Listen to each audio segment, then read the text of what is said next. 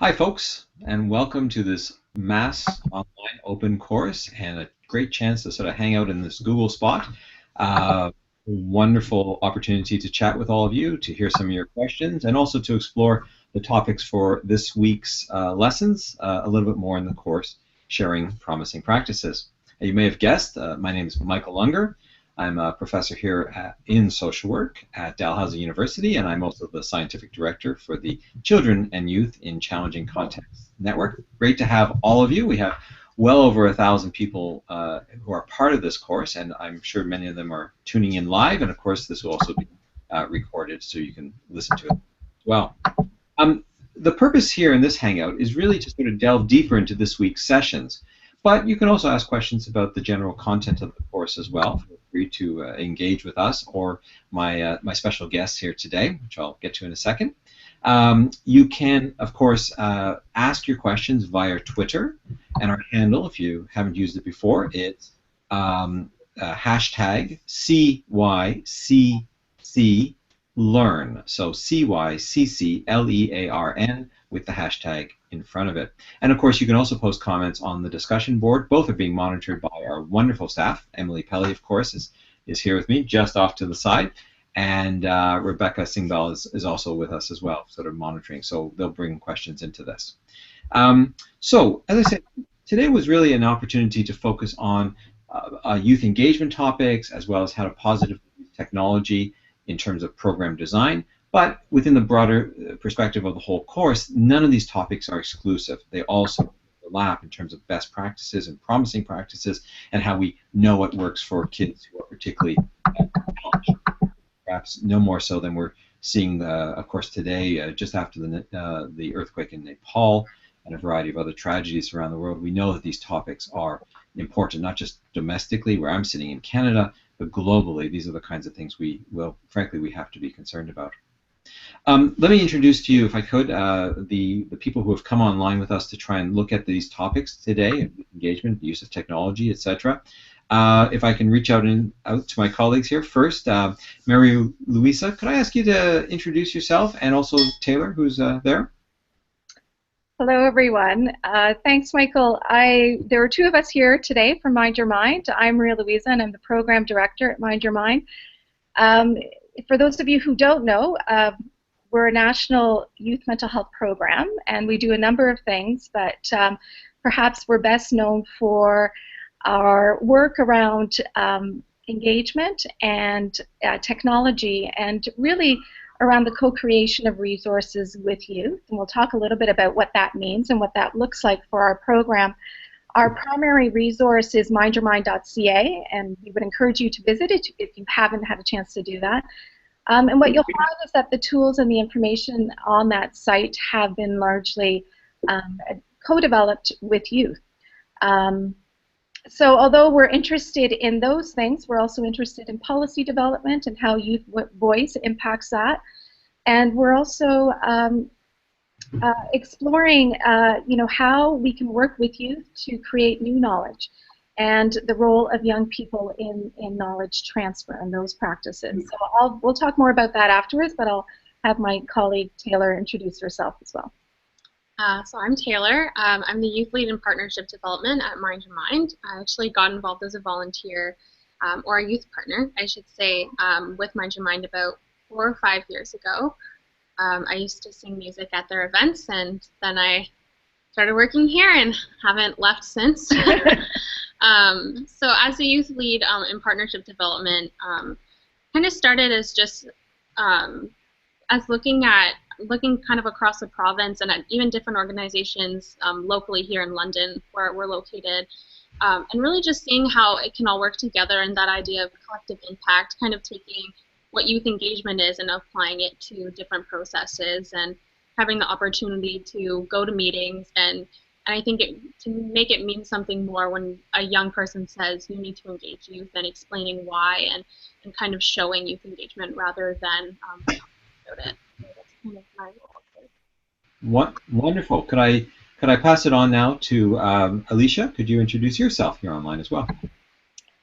Hi, everyone. My name is Alicia, and I'm a youth mental health advocate as well as being the chair of the CYCC's Youth Council, and I've been involved with the CYCC for a few years. It's been a great experience.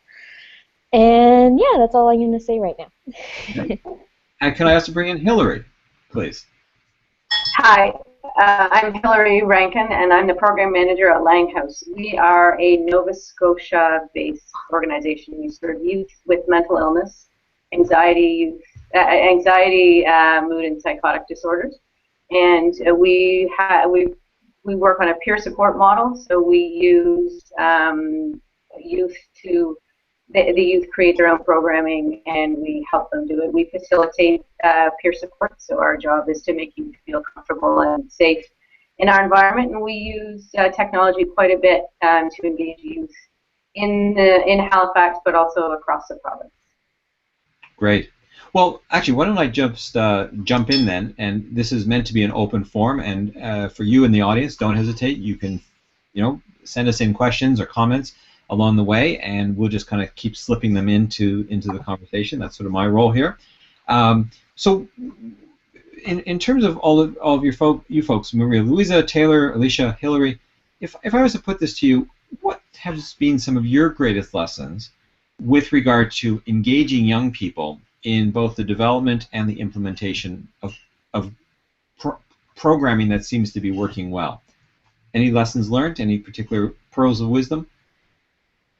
We can go first. I think one of our greatest lessons has been around understanding that young people really have a good sense of what they need, and the best way for us to know that is to engage in a conversation, a real sustained conversation with them. So this often leads to an opportunity for us to co-develop based on those conversations. And so I think our greatest discovery is that we as service providers get better. We've discovered that we get better as a result of working alongside with youth. That's in my opinion.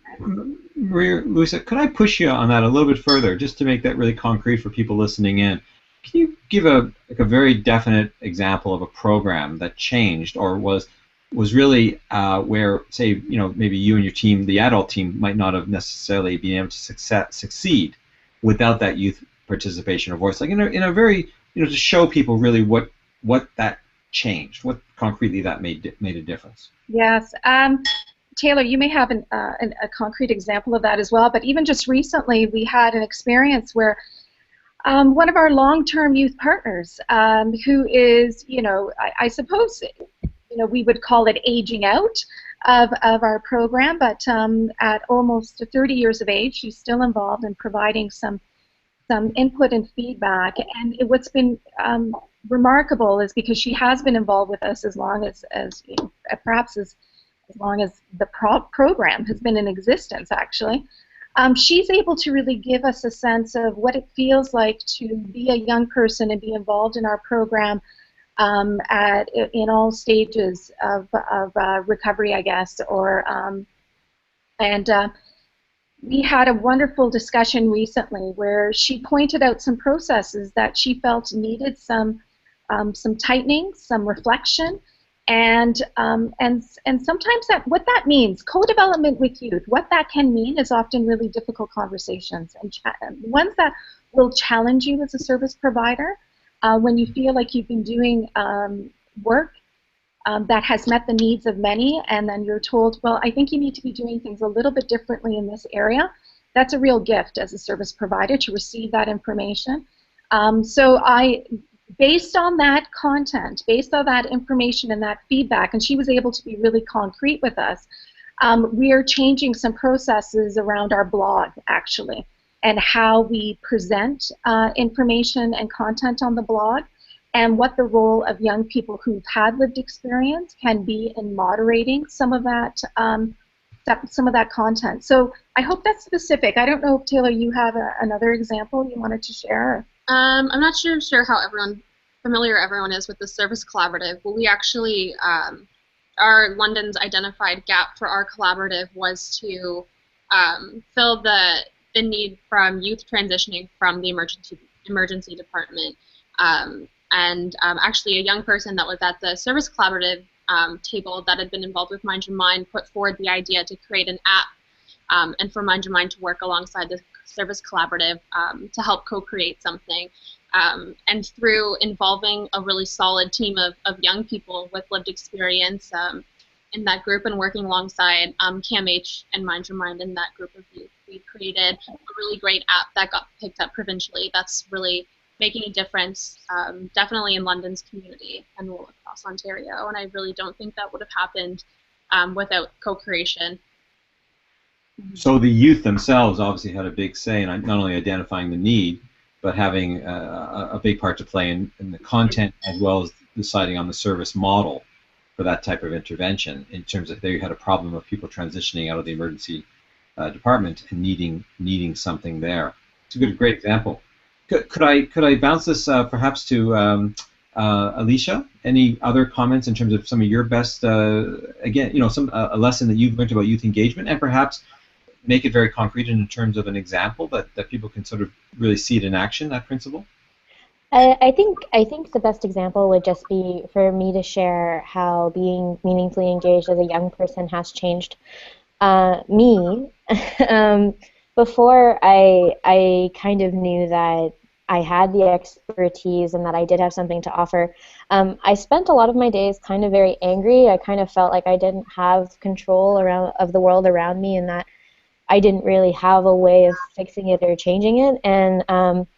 And for me, it was just feeling really frustrated that I had these great ideas, but I didn't feel like I had anywhere to go. And it really honestly wasn't until, and they're actually on the call today, but it wasn't until I had started working with Mind Your Mind that I really did realize that, there is a meaningful place for my voice and my story, and that, even though I may not have all of the PhDs and all that kind of stuff, but there is a place for people with the lived experience and young people to share what they're going through and co-create awesome solutions. Alicia, if I can push you even just to make that even more, because I think there's a lot of organizations that want to make that leap, and then they hear that, okay, it's you got there, but structurally, what was it that Mind Your Mind did, or what was it that actually, when you had that wanting to share your ideas, or what structurally actually was there in place to make that possible? Because it's not just about a desire. There was actually processes. There was some way of if people were to replicate it, they have to do something. What actually did you experience? What was done either for you or that you were able to do that made that possible to get heard, to be a full participant? I think what was done and what made it possible for me was a few things. First of all was being brought in from the very beginning of something and helping build it together. But I think for me, the biggest structure was that there was a project, there was something that we were building together. It wasn't talking about youth engagement theoretically or talking about the problems. It was creating the solution. And that's, I think, because I had been to lots of groups where people got together and talked about, the issues they had found in their communities, and I just felt kind of almost overwhelmed by that, because there was no discussion of solutions. So like, how are we going to build this together? How are we going to create this world that I want to live in together? And that's what I think was done differently with the design studios, with being able to co-create a solution together. So for example, I'll build off of what Taylor was saying. They noticed that a lot of young people were ending up in the ER for mental health concerns, so they built an app to help them navigate what's the best resource for you right now. And that's kind of what I needed. I didn't need more theoretical discussions. I wanted more solutions to help myself and to create the things that I needed, but also to create the things that so many of my peers were talking about needing. That's a great example, and both Taylor and Alicia, what you're talking about there is, what I'm taking away from that is do something. Give young people an actual opportunity to participate and contribute, not just at a theoretical level, but find a project that can actually show an impact and where people can actually see the impact that they're having. Alicia, if it's okay, can I just pass it over to Hillary to sort of round this out as well?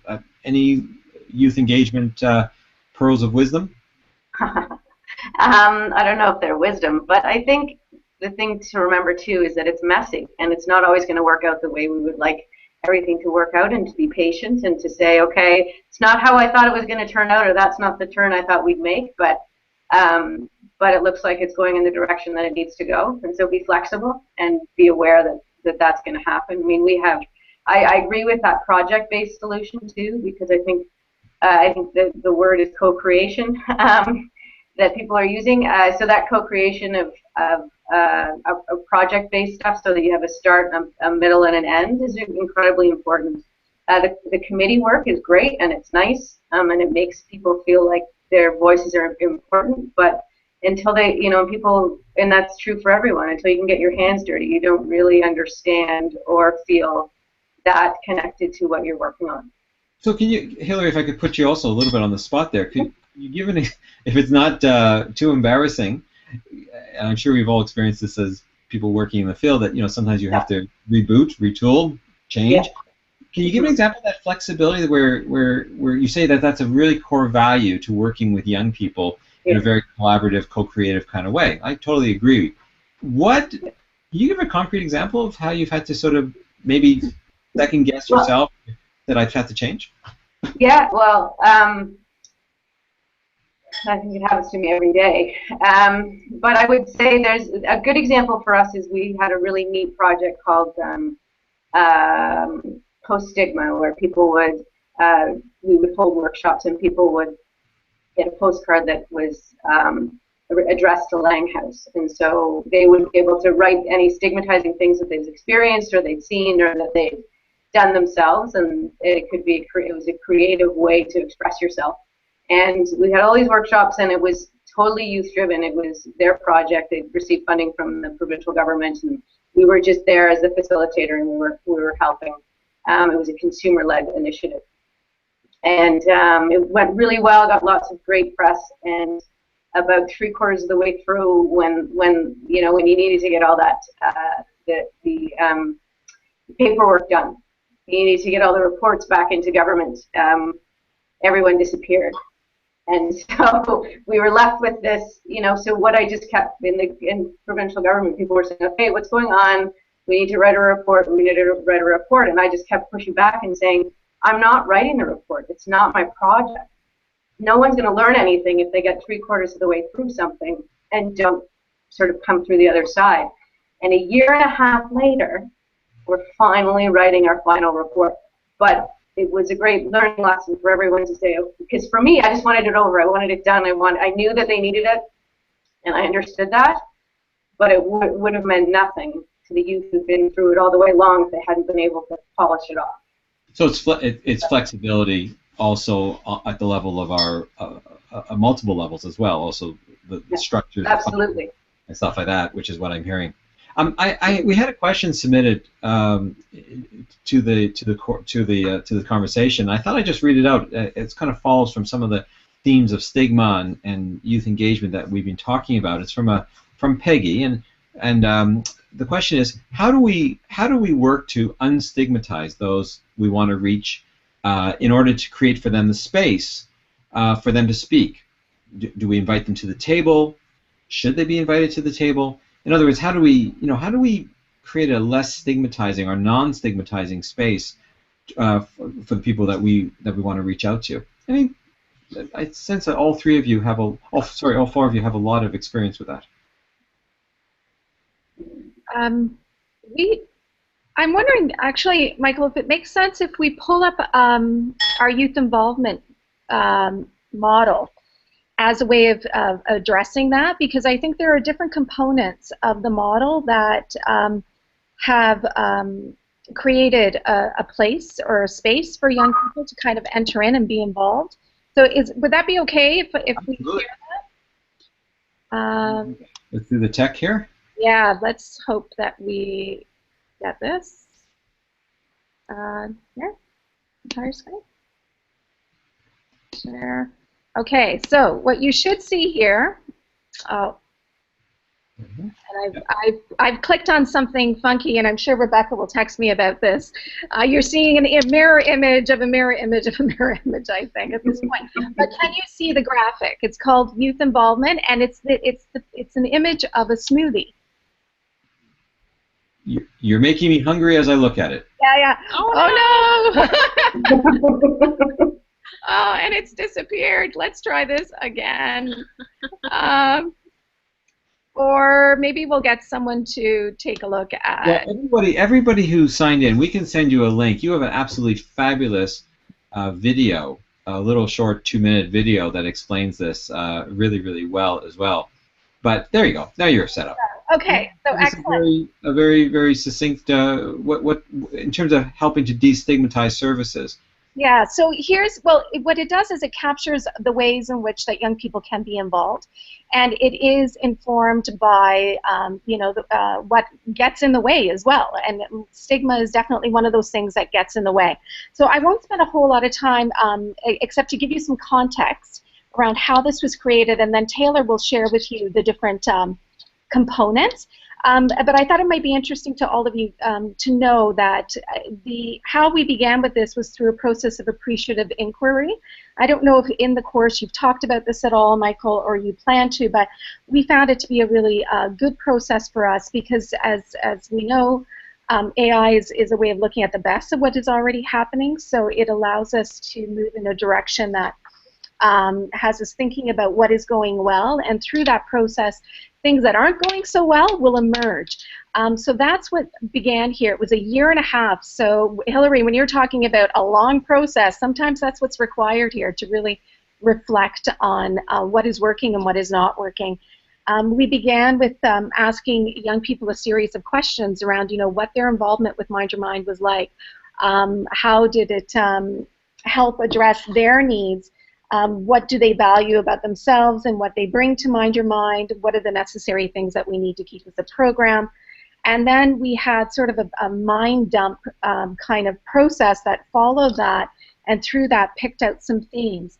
And so over the course of a 1.5 years, a group of young people and our staff and some of our other stakeholders came together and decided that the best way to reflect this would be through this image of a smoothie, which is sort of links us to wellness in a really interesting way. And what it also came from this was this great little graphic that's easily shareable. When we're talking about knowledge transfer and sharing information with young people, with all audiences, I think what they've created here is something that's really accessible. Michael, as you said, that this will be available and they'll be able to see it in a larger screen if they go to the link, but I'll get Taylor to talk about a few of the components. So to bring it back to how to involve stigmatized people, young people that are feeling stigmatized, and how to get them involved in organizations in a meaningful way. So we started off with thinking about what your organization can actually offer a young person. If the answer is nothing, then that immediately needs to change, because if you're serving young people, that is one of the only ways to make a relevant resource. And then it's having a conversation with young people in your community. How do they want to be involved? What do they want to see in your organization, and how can they help make that happen in a really meaningful way? And from that, everyone can kind of pick their roles and be very transparent about expectations from it, and what the process will look like. And after all that's happening, with all the logistics, you can kind of just really dive into it and figure out what you want. So you're taking all your volunteers and your contributors, your partners, advisors, and any roles that people have, young people on staff if it's possible, and you start mixing it all together. And the third one is figuring out how often they want to be involved. If it's one meeting, one time, that's just as meaningful as someone that's involved from the get-go to the time where you might not be at your organization anymore.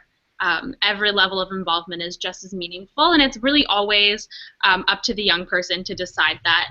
And there really always needs to be an opt-out button, because it's just a big respect thing, respecting that people's lives are constantly changing. And the fourth step is kind of, really, it's a fourth step, but it's something that you need to think about all the time, is really kind of evaluating what you're doing. And that can be formal and it can be informal. Look at what networks the young people have built, the skills that they've built, recognition, the skills and networks that you've built from being involved with those young people, and then really figuring out what worked and what didn't. Mary Louisa touched on the volunteer that sent just a really nice piece on like things that really we could be doing much better, and that's just something that's really a gift, and it's a really good piece to know that you're creating a brave space where young people feel like they can tell you what's wrong. That's terrific. Thanks for that example. You know, if I could just build a bridge, because I know some of the people listening will be in other kinds of direct service, not just in sort of mental health or community-based services, but a lot of the people signed in are also in more direct clinical practices, or perhaps in residential or institutional settings, where the perception is, well, kids have no, you know, the young people have no power, or they're not engaged. And I know my own experience, when I see that 4 quadrants about deciding roles and figuring out how to get involved and making sure people's heard, and then, you know, modulating the amount of involvement as well as, you know, evaluating outcomes. You know, I'm taking back to years ago when I was working in the jail system, where, you know, young people tend to be very disempowered. I was tasked with putting on a Christmas, like a seasonal holiday play. And I remember the staff used to decide what the content of the play always was every year. I guess it was supposed to be songs and entertain parents who would come in for a special, you know, seasonal celebration at the facility. This was a secure custody facility. And I remember turning that around and getting the kids themselves to write the Christmas play, to decide, to have the power of basically deciding what they're going to present about what the season, that holiday season, meant to them. And the play they came up with was about, you know, in this case was a sort of Christian theme, but it was about tumbled Christmas trees and broken presents and alcoholic parents with severe addictions problems, and the stigma related to in their community of not being the kind of, you know, the ideal season that they wanted to have. And the voice that the kids all of a sudden felt empowered to say, you know, this is our reality. And then they wanted to perform it for an audience, which would have been their parents and the staff at the facilities and community members. And the senior people said, no, this is not the message we can portray. We're supposed to be something upbeat. It was the adults were getting all uptight about the message. And yet the young people wanted their voice. And we found a compromise.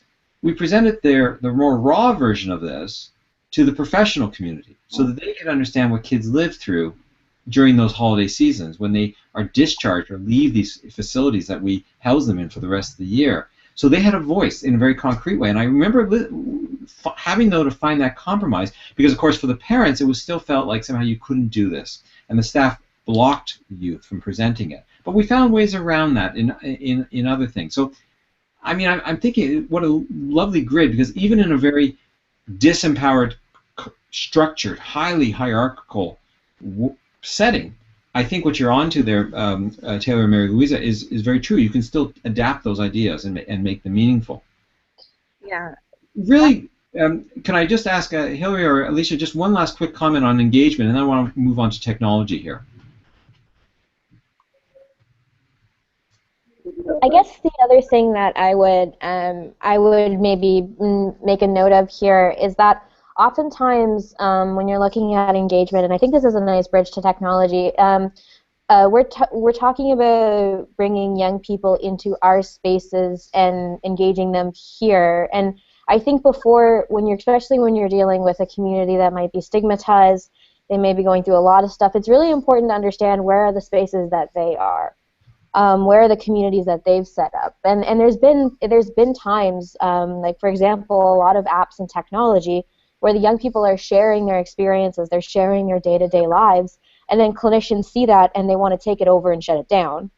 And I think that does speak to engagement, because it's that these are where they feel safe. And the better thing to do would be to think about how can clinicians play a role in that community rather than how can they shut it down and create their own community, then try to bring the young people there. It is being very respectful of the communities that the young people are in, and how can we partner with those communities and respect that the knowledge that that community brings. So that's a great, Alicia, thanks for that. That's a wonderful way of sewing the two themes here together.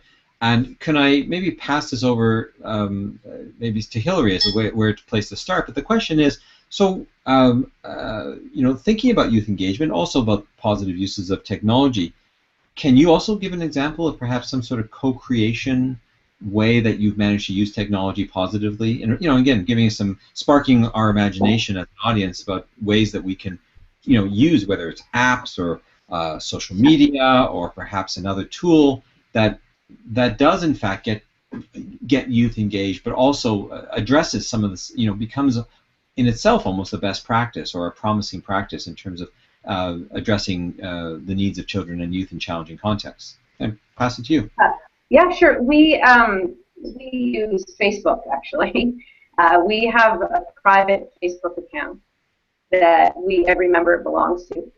And that is how we do most of our communicating sort of events and discussions that we want to have. A lot of, and the members are really, we have community standards, so Langhouse is kind of like a youth drop-in center, and in order to come, you have to become a member, and you have to agree to specific behaviors, and it's basically being nice is our #1 rule, and it seems to work very well. And the young people really monitor each other and call each other out when things aren't working. But we're there in the background to facilitate it and smooth it out.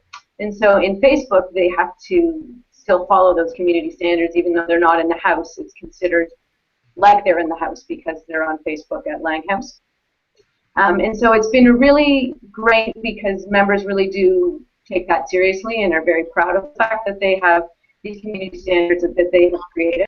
And so when we use Facebook, we use it to make announcements. Hey, we're going rock climbing, but also, have you seen this article and what do you think about it? Or this television ad, what's going on with that? How do you feel about it? And it's a very safe place. And we try and create an environment that is safe for people to express themselves, but also safe in terms of their mental health. So if they're not doing well and they're not feeling and they're behaving in erratic ways or in ways that would make other people feel uncomfortable, other members will know that, and they'll seize upon that, and they'll say, hey, let's get offline and talk about it individually, as opposed to talking about it in a group so that everybody's still feeling safe. So you know that when you go onto that Facebook account, you're going to be safe. You're going to have conversations, and people are going to listen to you, and you're going to have your opportunity to talk and feel however you want to feel and have all that validated. And so Facebook has been very good for us. And we always follow up. Sorry, go ahead. I was just curious about, even because I know a lot of the folks, the audience, the people who are listening in on this are obviously, there's a lot of sophistication in terms of understanding these methods, and I imagine they'd probably be curious about what are some of the ethical challenges, or you mentioned, say, for instance, in terms of when information is shared. Do you ever get into that tension of your professional role, your professional obligations, and sort of equitable engagement with young people? Does the technology do you ever find there's some very real ethical or other kinds of challenges, just in terms of moderating the groups, or any time does that ring true? I mean, can you moderate? Yeah, it can be challenging because we don't want to come in and say you cannot have that conversation here. So there are conversations that may be felt to be too private, too personal, too offensive to be having on our Facebook page. To preface this, as staff members, we have Langhouse Facebook accounts, so we don't use our own personal Facebook accounts and things like that. But so we keep that everything's separate and private from that. And the only way to get into our site is for me to say it's okay, or that yes, you are a member, and and we can also say you can't be a member right now, because you can't be on Facebook right now because you're posting stuff that isn't making people feel unsafe. But we haven't really run into anything in terms of I don't know. I mean, your ethical question is interesting. We haven't really run into any real issues. I think from a perspective of someone, I'm in my mid-40s, and Facebook isn't my preferred method of communication. I sometimes have to check in with the youth and say, can you say that? because when you said that to me, I kind of felt like you're trying to yank my chain or something. And they're like, oh no, that's the way we do it. And so to not let my own age bias, I guess, get in the way is more of what we have to look out for than and we try and let the young people kind of run the show, and we step in when we acknowledge that there's something different. But I can count, I think, twice, and I've worked here for 3 years, so that's been an issue. Well, maybe I can go around here back to either Mind Your Mind or Alicia. Any other examples? I mean, the Facebook is interesting, and it does bring a certain challenge. It's good to hear that it works so well, actually. And are there other examples of using technology positively, either for youth engagement or just simply as a way of addressing mental health concerns for populations that are quite marginalized? I'm just going to say there's a lot of things that are becoming popular right now, which are there's anonymous sharing apps, and they're very interesting because there's people on these apps that will share everything they're going through the most mundane thing to some quite funny things, but then there's also a lot of people who are sharing their emotional states, and it's very interesting just to see that so many people in these communities are being really supportive to them, and then there's some people in these communities who are not being supportive, but then the community regulates itself and votes them down. So when you're talking about the question, we live in such an interesting world. When you're talking about the question that you were posed to Hillary, we live in such an interesting world now.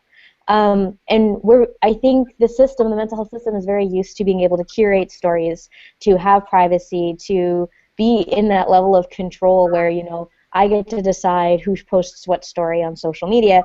We don't live in that world anymore. We live in a world. Let me push it a little bit further. Should professionals then, I mean, it's an interesting question because we're talking about best practices and things that are very promising to reach out. Should we, as I can speak as a mental health therapist and one of the hats I wear, should people like myself be encouraging, connecting the young people we're working with, not just to the professional supports, but also to these anonymous online sort of supports where they can, as you say, curate or narrate their own stories? Is that perhaps a best practice or an emerging practice that shows great promise? I think it's more just it's about, for me, and having many friends who are around my age who are now care professionals themselves, I think it's about understanding that for better or worse, people we're going to have access to sharing whatever they're thinking on some platform somewhere. And I think what it is about how do we as people in youth engagement fields and who care about mental health, how do we get the right information into those spaces? So when you open an app and you're seeing someone sharing something that's quite maybe jarring, and you're not, we don't have control of that anymore. Even if we try our best, we can't delete that app. We can't delete that app from the world. So it is about trying to get the best information there, and so it isn't so much about referring young people to these communities that can be, it can be great or it can be terrible. It really depends. It is about getting the information, the good information that we all have, everybody who's presenting here, people who are listening, into those spaces. And not about taking them over or shutting them down. It's about making sure that the places where they're reaching out for peer questions from their peers, they have the right information or the best information. So it's that balance, indeed, about getting that. Let me remind also people who are listening to this and participating that you can, in fact, send us your comments through hashtag CYCC Learn, CYCC Learn. Through Twitter if you want to post a question, and you can also, of course, use the discussion boards within, of course, the MOOC as well. So don't hesitate to send us a comment about this topic or about any other topic in the course. I feel like we should be doing this like American Idol pitch now, and vote for Alicia or vote for Mary Louisa. Dial now, but we're not quite going to boot them off the show that way. So, but if I could also just continue this, can I bounce this back to Mary Louisa and Taylor? Any comments on your uses of technology and building on what Alicia has said and what Hillary has said? Anything sparking for you folks? One thing around the idea of ethics and everything, one of the first things we say when we also have our private Mind Your Mind accounts that aren't related to our personal ones, and the first thing that we say is please just block us from all your pictures. Like, we don't need, I know when I was a youth partner specifically, it's the very first thing I did whenever a staff member would add me. Yeah, it's a really nice way to separate yourself. I think one of the greatest things about youth that volunteer at Mind Your Mind is that when you walk in, you're just recognized as you want to be recognized. And sometimes your social media profile, you might not want, I might not want Maria Louisa to know what I'm doing. So, and that's okay. Yeah. So there's some, that's all supported with some good solid policy and protocol.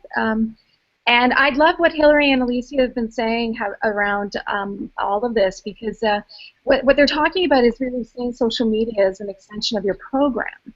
Just as you would have policies and programs in place to ensure that young people feel safe, you need to do the same thing with your social media. And I think some youth-serving organizations are still struggling with that a bit, and seeing social media as just strictly as an extension of your communication or your PR plan. And it really needs, when we're engaging vulnerable populations, it really needs to be seen as an extension of your program, of the work that you're doing. The work that you're doing within bricks and mortar, but also that you're doing online. So I like what we've been hearing. We do have policies and procedures in place. If people are interested, we can share those. We're happy to.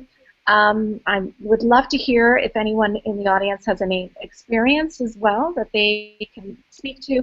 I also wanted to share with you a little process that we put into place with our personal story submissions, because we were discovering that young people were wanting to access help any way they could. And often, not as frequently now, but in the past, what would happen is that those requests for help would come through our personal stories section. And our personal stories are not moderated 24/7. It is not a crisis line, right? So we were feeling this great concern for young people who were using that in that way. So what we developed was a decision-making matrix, where before a young person pressed send or even actually started pulling their personal story together to submit, we would take them through, and we do still take them through, a series of questions that would allow them to reflect. And so what they're doing is making a decision for themselves around whether or not they're prepared to share their story in this way. And it has cut down the number of disclosures significantly. I mean, our hope is that young people are still getting help, and that they're, because within the decision-making matrix as well, we do direct to support if they are in crisis or feel like they need to connect. And we hope that that is indeed the case, that they are connecting.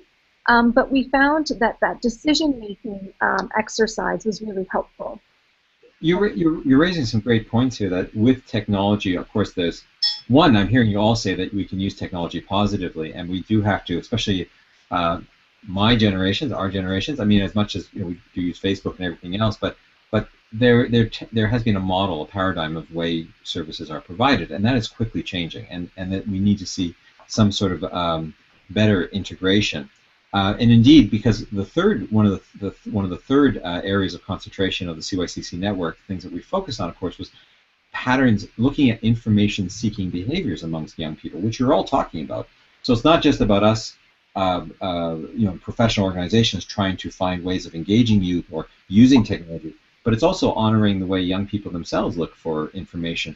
I mean, we see that all globally, where, I mean, in North America, cell phone coverage, cell phones can be still quite expensive to use, but there's many parts of the world, and I imagine there are people online with us here today in countries where the way people get access to cell phones is much different than in North America. You don't buy a plan, you can just buy airtime. It can be quite inexpensive relative to the economy, and in many cases it is the way that young people, they don't have access to laptop computers or any kind of other computers. The cell phone is everything, and it becomes a way that a lot of health-based organizations, we heard about them, were in a sense saying, well, if this is the way young people are getting information, then why don't we use that kind of technology, use the cell phone as a way of getting important information out to young people, making it very sensible to them. I know here where I am, if you're not from Canada, if you're not from the east coast of Canada, where I sit, we sometimes don't, we take cell phones away from our children when they go to school. rather than harnessing that power of that cell phone or that smartphone, which not every child has, but many do. We don't tend to maximize access in a way that perhaps we should. So again, let me bounce this out to all of you. Are you seeing particular ways that are you seeing amongst the young people you're working with a preference for certain kinds of information-seeking behaviors that don't carry with them the same stigma? Say, I have a mental health challenge, I have a mental health problem, or are you finding ways that young people are seeking out information that perhaps works better for them? I'm just going to go, I'll go first. So for me, it is, I'm seeing a lot of the young people and myself, it is about, they don't even step into a restaurant nowadays without reading reviews on Yelp and Google. So the information about what they find online and what people are saying, they're definitely doing a lot more research, even before they would call into an anonymous tip line or before they show up to your door. And they do, and I think a lot of the times, and some of the research that we did with Mobilizing Minds have shown this, is that they are first looking in for stuff that is, good self-care stuff. So, before I seek help, what can I do to take care of myself? While I'm seeking help and I have time between appointments, what can I do to take care of myself? How can I be empowered to play a role in this? And I think that's so important. And it's also just really great to talk to people, especially about the care that they're giving. So one of the most interesting stories that really resonated with me was that my friend was in the hospital. And one of the things that had caused her to try to take her own life was being bullied. And so when she was in the hospital, they took away her cell phone. When you take away her cell phone, you take away her problems. Of course she's going to get better. And then when she went back to the world, she didn't feel prepared because she got her cell phone back, looked herself up on Twitter, and saw everything that people were saying. So just kind of being adaptive and learning about that and the lessons that that we can provide people and we can learn from each other. Just that she wished that somebody had prepared her for having her Twitter account back. And oftentimes people will say, well, just delete Twitter. And it's like, well, to me, that's like deleting also the people who support me and also my friends. And it's not always that easy. So really kind of creating these plans and these information, knowing where the young people are going to look, but also kind of knowing what they need and what skills they're hoping that you can bring for them. What a fascinating example that, that the tendency is for us to take those technologies away from kids. It's kind of like a great metaphor. If I happen to have, every dinner or some special occasion, dinners, whatever, whatever, and I have this uncle who I don't really like, and he shows up, and you say, well, just take him away. I mean, you can't, just can't quite remove. I have to every 1st of July, whatever, deal with that uncle who shows up at the dinner. It's not as simple as simply, yes, I get better if he's not there or whatever, but you do. At least you're totally on with that. Other information-seeking conundrums that you're encountering, folks? I just wanted to jump on your lead-in, Michael, when you were talking about how global north versus global south and the use of cell phones and mobile technology. And I just wanted to make the point that it's really important for us because we do know how young people are using their phones. It's really an extension of who they are. It's not really seen as something separate that they do. It's just part of their daily lives. So what are the implications for us as service providers? And one of the things that we've really tried to commit to here, and we're trying to get better at as well, is creating with the idea of mobile first approach. So I wish, for those of you who are technical in the audience, please raise your hand and talk to this. But this is something that we're trying to push forward is when you're creating resources, when you're creating your digital presence, do come at it from a place of creating for mobile technology, not for the desktop, because, and Alicia, you can support us on this as well, given your background in IT. That is best practice, and that is how we need to orient our work when we're posting. Alicia, do you want to jump in on that? Just a fun fact on that. So I don't own a desktop. I very rarely ever look at my computer. This is the first time my laptop's been out, and probably since the last time I had to go somewhere and type things out.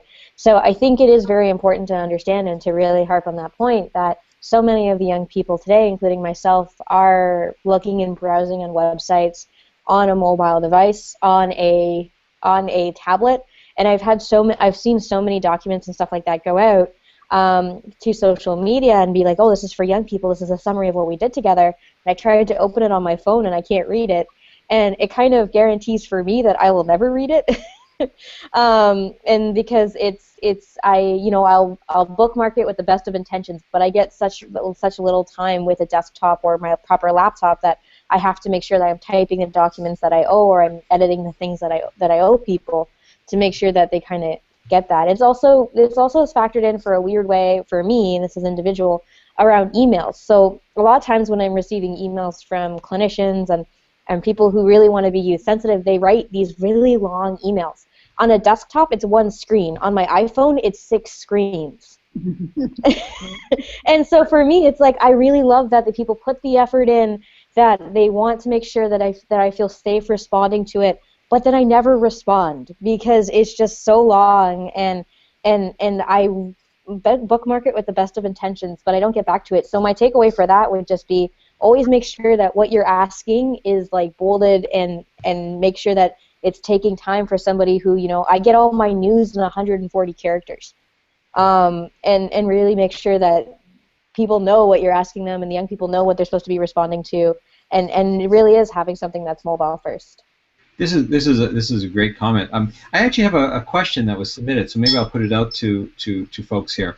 We had through that, I believe it was through Twitter, and the comment is, there are problems of access to services and support for both children and for families. So how do we best support people before they get into crisis? And I'm sort of curious what people think. How do you, given all these, what we know about engagement, technology, we're hearing how to tailor this, but it still comes back to getting access. I mean, I guess the question is still about helping people get access to the services and supports they need, and what do we do in terms of getting them, have you had some experience with this, using these things to actually link people to the services and supports that they need?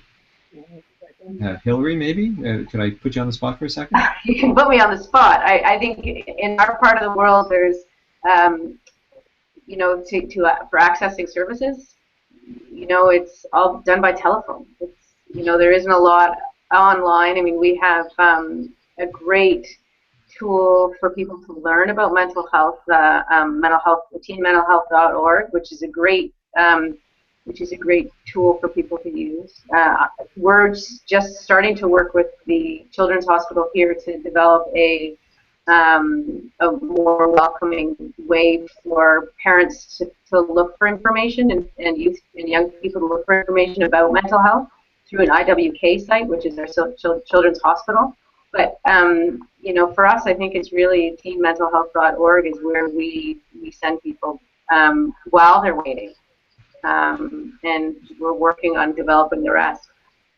So in fact, using this technology or some of these ways that people get information, almost in that gap between when the service is available. The comment that I read out to you, just Emily informed me, it's coming from rural New Brunswick, which means it's for those of you who are familiar with where that is, it would be Eastern Canada, quite one of our smaller provinces in a rural area, and services would be, Canada's still reasonably well developed in terms of service access, but there would definitely be gaps and long, possibly wait lists, or a more senior mental health professional could be quite distant. And if I'm hearing what you're saying, Hillary, is that in fact some of this technology, or some of these using phone technologies, this would help cushion that. Perhaps this is the stopgap between eventually getting full service. Yes.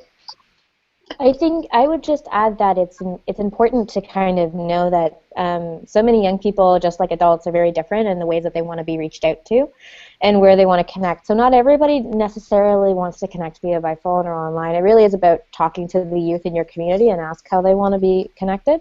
But I would also say that there's a lot of online chat programs that kind of hope to address this, things like 7 Cups of Tea, or the I'm Alive network, and where you can connect with somebody who has received some amount of training, who's a peer, to talk about mental health. And for a lot of the places, For a lot of places that are more rural, one of the things that the young people really, really push for is wanting to have access to the internet. And so one of the best one is, like, I talked to this girl the other day. She's like, she has 4 people in about, I think she said something like 20 kilometers of her, and everyone was assuming that she wouldn't have the internet. She's like, no, of course I have the internet. Like, I wouldn't survive otherwise. But I would just say to, like, a lot of those online chat programs hope to do that, and I think maybe it's about having people, mental health organizations and organizations in those communities connect with those programs and to see what is there can offer. Is there any kind of specialized training that needs to happen to be relevant to that area? There's an interesting set of assumptions and tension in this, because I've noticed, I was just down in the Smoky Mountains of Appalachia in the U.S. just recently, very, very impoverished area where cell phone access by children is actually not that significant, so that it is very difficult for them to do a lot of these kinds of app-based mental health programs.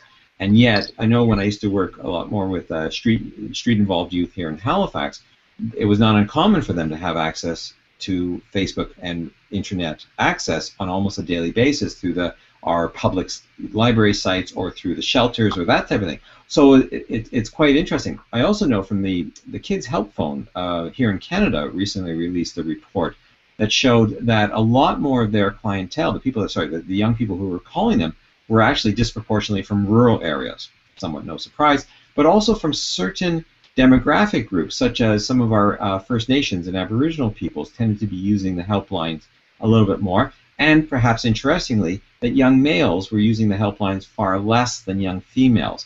And even when they adapted their programming to try and use more text-based messaging to kind of reach out for mental health, it didn't work terribly well, supposedly. Now, I know they're refining that, and they've put a huge amount of effort into trying to especially reach out to young males.